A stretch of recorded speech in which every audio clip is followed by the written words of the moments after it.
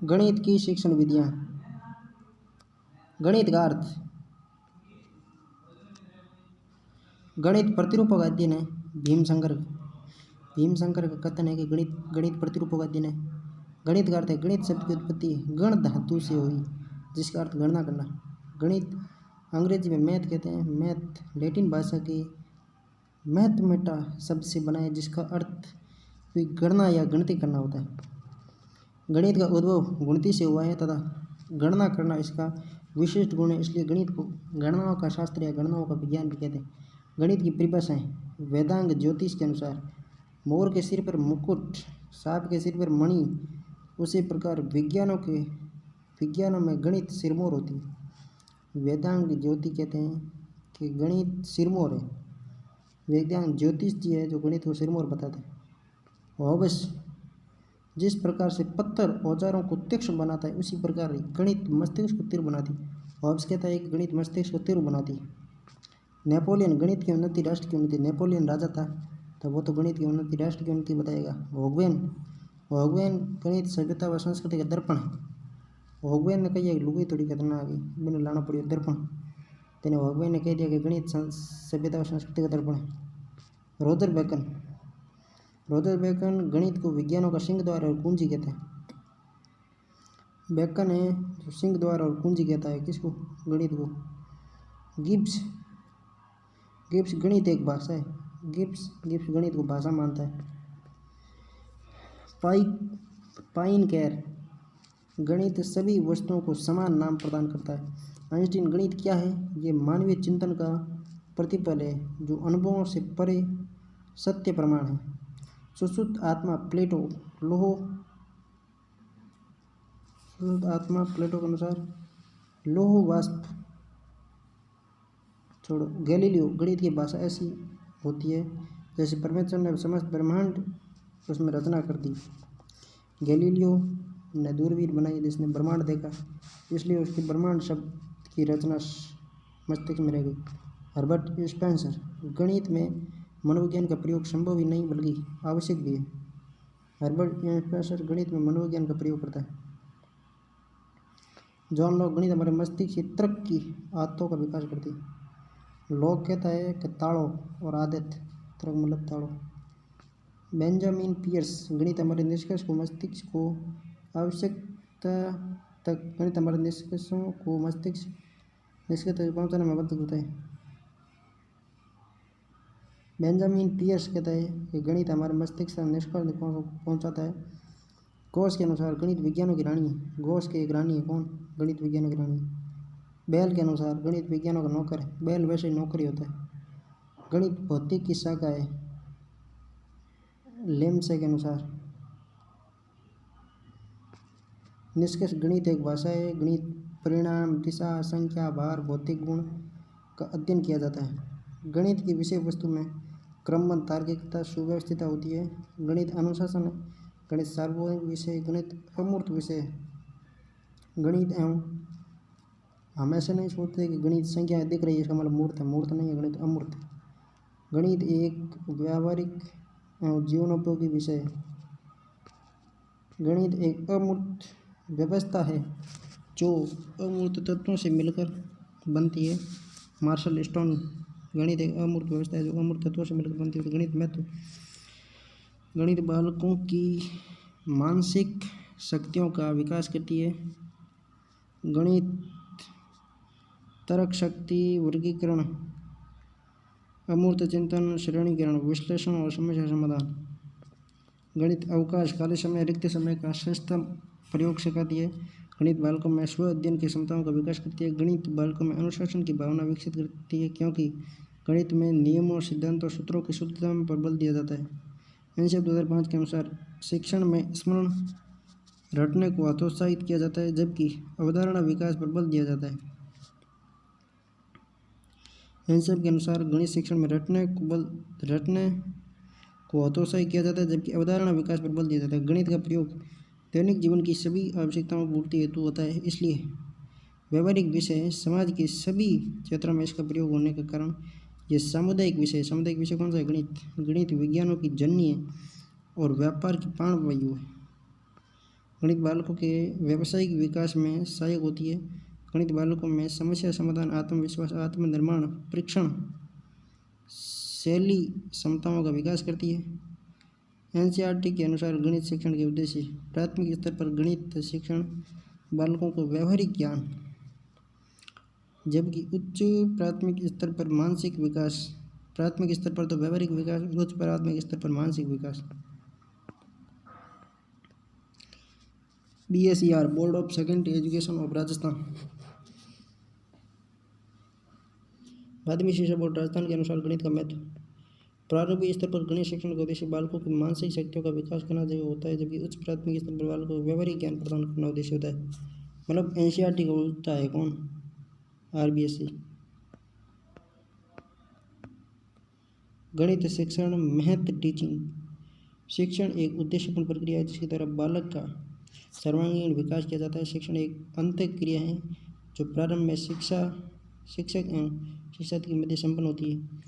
इसलिए एडम्स ने इसे द्विमुखी प्रक्रिया कहा है, क्योंकि प्रारंभ में लेखन सामग्री उपलब्ध न होने के कारण ज्ञान का स्रोत शिक्षक था, जो मौखिक रूप से ज्ञान को प्रस्तुत करता है और बालक उसे ग्रहण करता है।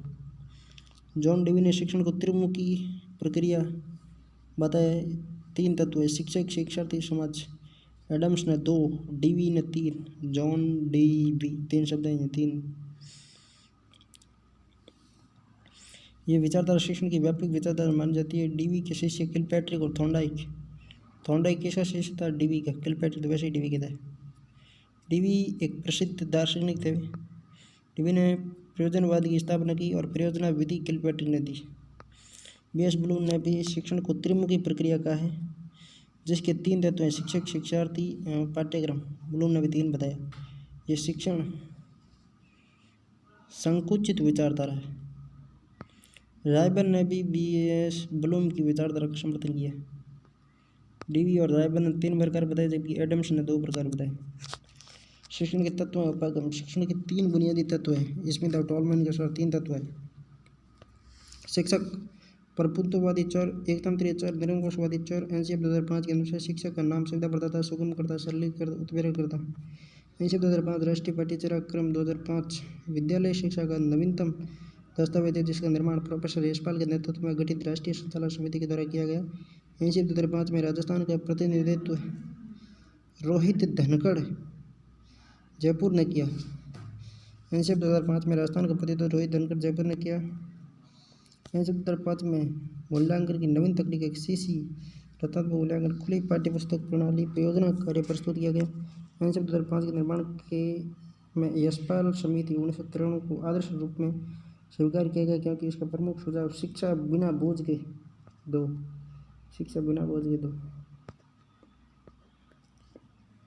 शिक्षार्थी शिक्षण का प्रथमतः आश्रित चर कहा जाता है, लेकिन शिक्षा में मनोवैज्ञानिक सिद्धांतों के समावेश के पश्चात बालक की स्थिति, शिक्षा का केंद्र बिंदु, परिधि, शिक्षण का केंद्र बिंदु, शिक्षा का केंद्र बिंदु, मनोविज्ञान का केंद्र बिंदु। 1905 के अनुसार शिक्षार्थी को अपना शिक्षार्थी बालक की आवाज़ को रुचि, क्षमता, आवश्यकता प्रमुख रुचि देनी होती है। बालक की आवाज़ को प्रमुख रुचि देनी होती है। पाठ्यक्रम शिक्षण प्रक्रिया का आधार होता है, जो शिक्षण एवं विद्यार्थी के निर्धारण का काम करता है। इसलिए पाठ्यक्रम को मध्यस्थ एवं हस्तक्षेपी चर भी कहते हैं। शिक्षण की परिभाषाएं: BS ब्लूम नहीं, B.O. स्मिथ के अनुसार, स्मिथ ने बताया शिक्षण वह है जो अधिगम उत्पन्न करता है। शिक्षण वह जो अधिगम उत्पन्न करता है। शिक्षण वह जो उत्सुकता उत्पन्न करता है। शिक्षण अधिगम उत्पन्न करता है और उत्सुकता उत्पन्न करता है। किसके अनुसार? B.O. स्मिथ के अनुसार। और शिक्षण वह प्रक्रिया है जिसमें एक कम परिपक्व व्यक्ति अधिक परिपक्व व्यक्ति के संपर्क में आता है तथा अधिक परिपक्व व्यक्ति की अग्रिम विकास की व्यवस्था करता है। मॉरिसन कहता है कि कम परिपक्व व्यक्ति अधिक परिपक्व व्यक्ति के पास जाता है और अधिक परिपक्व व्यक्ति कम परिपक्व व्यक्ति को प्रकट बनाता है। मॉरिसन की परिभाषा। किलपैट्रिक शिक्षण व अधिगम है।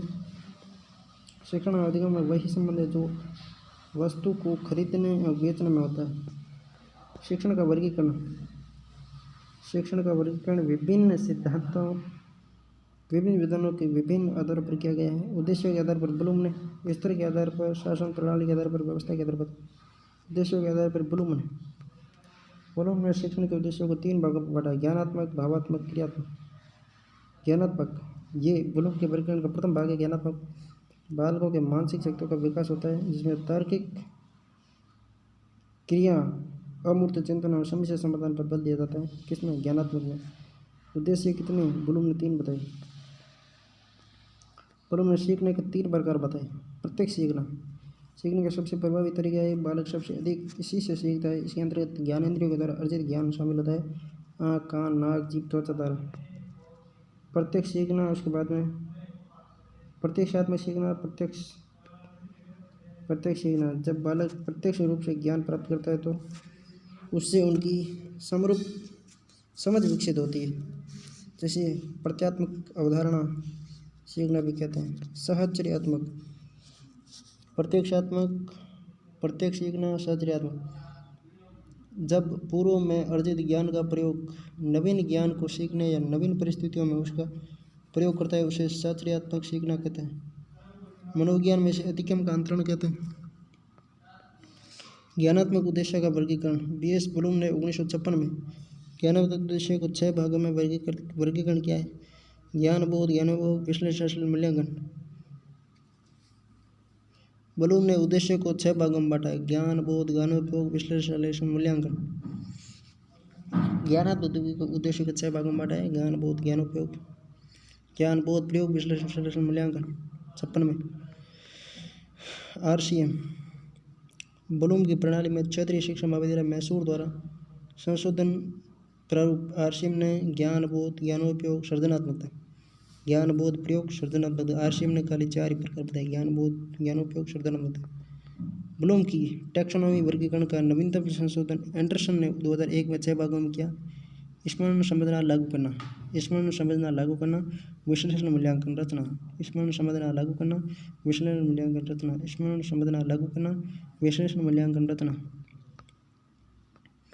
भावात्मक उद्देश्य का वर्गीकरण कर्तवाल व मसीहा ने। ज्ञानात्मक व बलुवाल ने, ज्ञानात्मक का ब्लूम ने, जबकि भावात्मक व कर्तवाल व मसीहा ने के द्वारा 1964 में। ज्ञानात्मक 56 में, भावात्मक 64 में। भावात्मक बालकों के चारित्रिक, भावात्मक या सामूहिक विकास पर आधारित है। भावात्मक के 6 भाग हैं: आग्रहण, अनुक्रिया, अनुमूल्यन। आग्रहण, अनुक्रिया, अनुमूल्यन, प्रतिक्षण, व्यवस्थापन, चरित्र। आग्रहण, अनुक्रिया, अनुमूल्यन, प्रत्ययीकरण, व्यवस्थापन, चरित्र निर्माण। आग्रहण, अनुक्रिया, अनुमूल्यन, प्रत्ययीकरण, व्यवस्थापन, चरित्र निर्माण। क्रियात्मक उद्देश्यों का वर्गीकरण सिम्पसन द्वारा 1969 में। ज्ञानात्मक का ब्लूम ने 56 में। 64 में भावात्मक का कर्तवाल और मसीहा द्वारा, जबकि क्रियात्मक का सिम्पसन द्वारा 1969 में। क्रियात्मक उद्देश्यों द्वारा बालकों में कौशलात्मक या कार्यात्मक पक्षों का विकास होता है।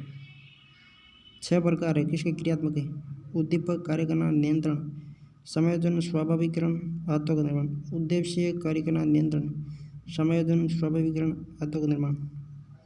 उद्दीपक, कार्य करना, नियंत्रण, समायोजन, स्वाभाविकरण, आत्तों का निर्माण। उद्दीपन, कार्य करना, नियंत्रण, समायोजन, स्वाभाविकरण और आत्तों का निर्माण। स्तर के आधार पर शिक्षण का वर्गीकरण। स्तर के आधार पर शिक्षण का वर्गीकरण पाल विक्की द्वारा 3 भागों में किया गया है। स्तर के आधार पर 3 है: स्मृति स्तर। स्मृति स्तर ये शिक्षण का प्रथम एवं निम्न स्तर है। उद्देश्य बालकों को ज्ञान या सूचना प्रदान करना जिससे पाठ्यक्रम को पूर्ण कराना पहली प्राथमिकता बनती है। स्मृति स्तर पर बालक की भूमिका निष्क्रिय ग्रहणकर्ता की होती है। स्मृति स्तर का प्रवर्तक हर्बर्ट है। बोध स्तर का द्वितीय या मध्यवर्ती स्तर जो बालकों को प्रत्यय निर्माण, अवधारणा विकास पर बल देता है। बोध स्तर के प्रवर्तक मॉरिसन है। चिंतन स्तर शिक्षण का अंतिम और श्रेष्ठतम उच्च स्तर है। बालकों में तार्किक, अमूर्त चिंतन, विश्लेषण तथा समस्या समाधान के कौशलों का विकास होता है। चिंतन स्तर का प्रवर्तक विलियम वुंट है। शिक्षण के प्रतिमान से अभिप्राय शिक्षण की उन योजनाओं से होता है जिनका निर्माण शिक्षाविद करते हैं, जिसमें शिक्षण से पूर्व से लेकर शिक्षण के उपरांत तक की क्रियाएं शामिल होती है। किसके? शिक्षण के प्रतिमान। शिक्षण के पूर्व से लेकर शिक्षण पूर्ण होने के बाद तक की क्रिया शामिल होती है। शिक्षण प्रतिमान के निर्माण, उद्देश्य, संरचना, सामाजिक प्रणाली। सर्वप्रथम प्रतिमान निर्माण के उद्देश्यों का निर्धारण किया जाता है, जिनकी प्राप्ति के लिए प्रयास करते हैं। उद्देश्य, सर्वप्रथम प्रतिमान निर्माण के उद्देश्यों का निर्धारण किया जाता है, जिनकी प्राप्ति के लिए प्रयास करते हैं। संरचना, उद्देश्य की प्राप्ति के लिए जो कार्य करने आवश्यक है उनके निर्धारण को संरचना कहते हैं। जो कार्य आवश्यक है उन्हें संरचना कहा जाता है। सामाजिक प्रणाली, उद्देश्यों की प्राप्ति के लिए शिक्षा के और शिक्षार्थी के मध्य कार्यों या उत्तरदायित्वों का जो विभाजन किया जाता है उसे सामाजिक प्रणाली कहते हैं। उद्देश्यों की प्राप्ति के लिए शिक्षक और शिक्षार्थी के मध्य कार्यों और उत्तरदायित्वों का जो विभाजन किया जाता है उसे सामाजिक प्रणाली कहते हैं। अवलंब प्रणाली, ये वे साधन या उपकरण हैं जिनका प्रयोग उद्देश्यों की प्राप्ति के लिए किया जाता है, अवलंब प्रणाली कहलाती है। उपादेयता, प्रतिमान निर्माण का अंतिम पद। इसमें उद्देश्य की प्राप्ति व प्रतिमान के निर्माण या उसकी सफलता के विषय में निर्णय किया जाता है। शासन प्रणाली के आधार पर शिक्षण 3 भागों में बांटा गया। प्रभुत्ववादी शिक्षण, शिक्षक केंद्रीय शिक्षण। शासन प्रणाली के आधार पर प्रभुत्ववादी 3 प्रकार। जब पहला है प्रभुत्ववादी शिक्षक केंद्रीय शिक्षण। ये प्राचीन शिक्षण प्रणाली प्रचार के बालक निष्क्रिय रहता है, बालकों को अभिव्यक्ति की स्वतंत्रता नहीं होती। प्रभुत्ववादी शिक्षण में अंतःक्रिया का अभाव होता है, इसलिए प्रभुत्ववादी शिक्षण को एक तरफा शिक्षण, एकतंत्रीय शिक्षण, अमानवीय शिक्षण भी कहते हैं, निरंकुशवादी शिक्षण भी कहते हैं। व्याख्यान विधि, पाठ्यपुस्तक विधि, प्रदर्शन विधि किसकी है? प्रभुत्ववादी शिक्षण। व्याख्यान, पाठ्यपुस्तक और प्रदर्शन। फिर है प्रजातांत्रिक। प्रजातांत्रिक शिक्षण में शिक्षक एवं शिक्षार्थी के मध्य पारस्परिक अंतःक्रिया होती है। इस शिक्षण को लोकतांत्रिक शिक्षण भी कहते हैं, जो बालकों में सामाजिक मानवीय गुणों का विकास करता है। परियोजना विधि, प्रयोगशाला विधि, समस्या समाधान। परियोजना, प्रयोगशाला, समस्या समाधान।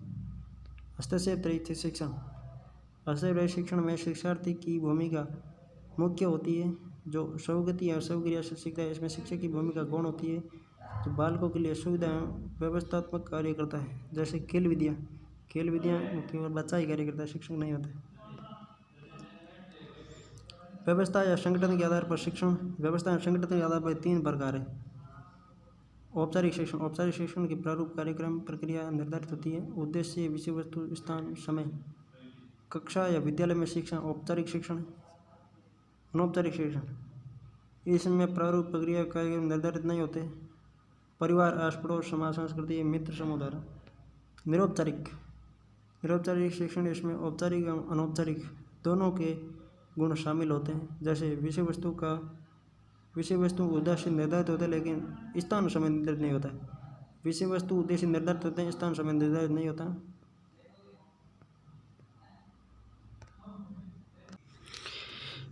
गणित शिक्षण की समस्याएं।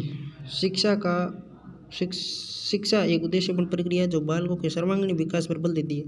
शैक्षिक उद्देश्यों की प्राप्ति के लिए शिक्षण कार्य कराया जाता है, लेकिन अनेक ऐसे कारक हैं जो इन उद्देश्यों की प्राप्ति में बाधा उत्पन्न करते हैं। उन्हें शिक्षण की समस्याएं कहते हैं। शिक्षण समस्याओं के लिए निम्न कारक उत्तरदायी है। सामान्य समस्याएं। शिक्षक संबंधी समस्या। शिक्षक संपूर्ण शैक्षिक प्रक्रिया का चालकता या वाहक होता है, जो संपूर्ण प्रक्रिया का व्यवस्थापन, संचालन, मार्गदर्शन एवं नियंत्रण करता है। शिक्षकों को विषय संबंधी ज्ञान एवं अनुभव तथा संप्रेषण कौशल का अभाव होता है। शिक्षकों को बाल विकास, बाल प्रकृति, शिक्षा मनोविज्ञान एवं शिक्षा शास्त्र का ज्ञान न होना। शिक्षकों में व्यक्तिगत सामाजिक गुणों का अभाव होना। शिक्षकों का शैक्षिक नवाचारों के प्रति जागरूकता व तत्परता का अभाव होना। शिक्षकों में शैक्षिक व्यक्तिगत व्यवसाय में प्रतिबद्धता का अभाव। शिक्षकों को शिक्षा एवं शिक्षार्थियों की समस्याओं के प्रति संवेदनशील न होना। विशिष्ट समस्या, गणित की विषय वस्तु का नवाचारिक न होना तथा नियमों, सिद्धांतों, सूत्रों पर अधिक बल देना। गणित विषय के प्रति बालकों में नकारात्मक दृष्टिकोण का होना, क्योंकि गणित का जीवन में सीमित प्रयोग है। अधिकांश विद्यार्थी इसे कठिन विषय मानते हैं, इसलिए सभी बालक गणित नहीं सीख सकते। एनसीईआरटी 2005 में सभी के लिए गणित शिक्षा की अवधारणा प्रस्तुत की, जिसके अनुसार प्रत्येक बालक गणित सीख सकता है। गणित शिक्षण को रुचिकर तरीके से कराना। गणित शिक्षण में आवश्यक उपकरणों का एवं उपयुक्त विधियों का प्रयोग न करना। अरुचिपूर्ण गणित शिक्षण को अरुचिपूर्ण तरीके से कराना। शिक्षण के सूत्रों को व्यवस्थित करके प्रस्तुत करने का श्रेय कम्युनिस्ट और हर्बर्ट स्पेंसर। शिक्षण के सूत्रों को व्यवस्थित करके प्रस्तुत करने का श्रेय कम्युनिस्ट और हर्बर्ट स्पेंसर को जाता है। कम्युनिस्ट ने आधुनिक शिक्षण शास्त्र को अपने ग्रंथ द ग्रेट डेडिकेटिव कम्युनिस्ट ने आधुनिक शिक्षण शास्त्र को अपने ग्रंथ द ग्रेट डाइडेक्टिव में प्रस्तुत किया, इसलिए कम्युनिस्ट को आधुनिक शिक्षा शास्त्र का जनक कहते हैं। आधुनिक शिक्षा शास्त्र का जनक कौन है? कम्युनिस्ट ने शिक्षण आधुनिक को अपने ग्रंथ द ग्रेट डाइडेक्टिक, इसका है कम्युनिस्ट। सूत्र, उदाहरण, नियम, ज्ञात से अज्ञात की और प्रत्यक्ष प्रमाण, स्थूल सूक्ष्म विशेष सामान्य, मूर्त अमूर्त, अनिश्चित निश्चित, विश्लेषण संचालन, अवैज्ञानिक तार्किक, सरल कठिन, स्थानीय वैश्विक, पूर्ण से अंश। शिक्षण के सिद्धांत एनसीएफ 2005 के अनुसार पाठ्यक्रम निर्माण के निर्धारण के रूप में शिक्षण को 5 आधारभूत सिद्धांतों में प्रस्तुत किया गया। बाल केंद्रित शिक्षण, शिक्षण में बालक की आवाज़ को प्रमुखता देना। शिक्षा रटंत क्रिया से मुक्त, बाल केंद्रित, रटन क्रिया से मुक्त। परीक्षा प्रणाली, मूल्यांकन प्रणाली भयमुक्त हो, भययुक्त नहीं भयमुक्त हो। बालक के सर्वांगीण विकास पर बल। शिक्षा पाठ्यक्रम में राष्ट्रीय चिंताओं का समावेश हो।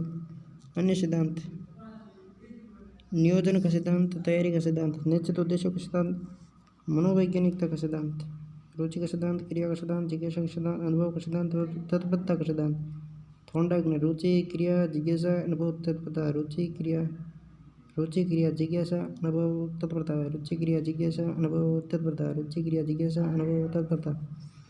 नियोजन, निश्चित उद्देश्य, मनोवैज्ञानिक सिद्धांत। अगले एपिसोड में होगी गणित की शिक्षण विधियाँ।